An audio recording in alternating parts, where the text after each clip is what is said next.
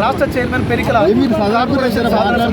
రాజకీయ ఐక్యత ఈరోజు తెలంగాణ ప్రాంతంలో 17 ఎంపీ సీట్లు గెలవాలని ఒక ఏకైక లక్ష్యంతో తెలంగాణ ప్రాంతంలో ఉన్న వికలాంగులని, వితంతువులని, వృద్ధులని, ఒంటరి మహిళలని, కల్లుగీత కార్మికులు, చేనేత కార్మికులు, బీడీ కార్మికులని అందరినీ ఏకం చేస్తూ మరి రాష్ట్ర వ్యాప్తంగా ఉన్న పెరిక కులస్తులు అందరినీ కూడా ఏకం చేస్తూ విజయ సంకల్ప యాత్ర టూర్ చేస్తున్నాము.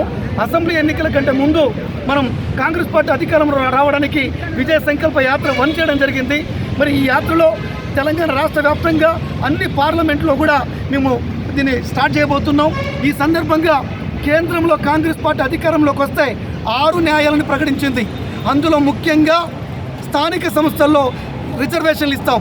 అంటే ఎంపీటీసీ, జెడ్పీటీసీ, సర్పంచ్ ఎన్నికల్లో వికలాంగులు రిజర్వేషన్ వచ్చే అవకాశం ఉంది. వికలాంగుల హక్కుల చట్టం 2016ని సంపూర్ణంగా అమలు చేస్తాం. మరి బ్రైలీ స్క్రిప్టు, సైన్ లాంగ్వేజ్ కూడా అధికార భాషలుగా గుర్తిస్తాం. ప్రత్యేకమైన విద్యని, నాణ్యమైన విద్యను అందించి రీసెర్చ్ సెంటర్లను కూడా ఏర్పాటు చేస్తామనే అంశాలని కేంద్ర కాంగ్రెస్ పార్టీ మేనిఫెస్టోలో చేర్చడం జరిగింది. బీజేపీ వికలాంగులకు తీవ్ర అన్యాయం చేసింది.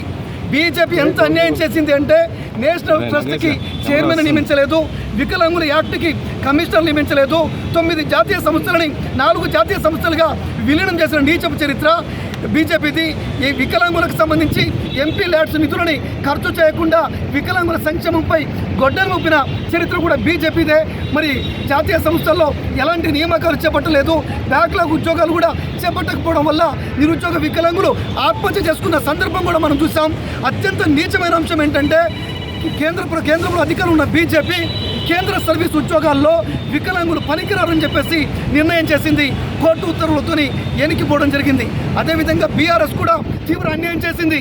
కేసీఆర్ ముఖ్యమంత్రిగా ఉండి ఒక్కసారి కూడా వికలాంగుల దినోత్సవానికి రాకుండా, హాజరు కాకుండా ఏకైక ముఖ్యమంత్రి కేసీఆర్ ఉన్నారు.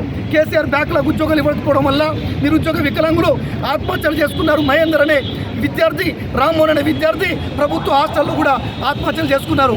కాబట్టి ఈ సందర్భంగా కాంగ్రెస్ పార్టీకి ఖచ్చితంగా ఓటేయాలని చెప్పేసి విజ్ఞప్తి చేస్తున్నాం. పార్లమెంట్ ఎన్నికల తర్వాత వెంటనే వికలాంగులకు 6,000 పెన్షన్, వితంతువులకి, వృద్ధులకి, ఒంటరి మహిళలకి, కల్లుగీత కార్మికులకు కూడా 4,000 రూపాయల పెన్షన్ని అమలు చేయబోతుంది. మొదటి ఉద్యోగం రాష్ట్ర ముఖ్యమంత్రి వర్యులు రజనీకి, హ్యాండిక్యాప్డ్ సోదరికి క్షణాల్లో ఇవ్వడం జరిగింది. అంటే మొదటి ముద్ద వికలాంగులకి పెట్టారు.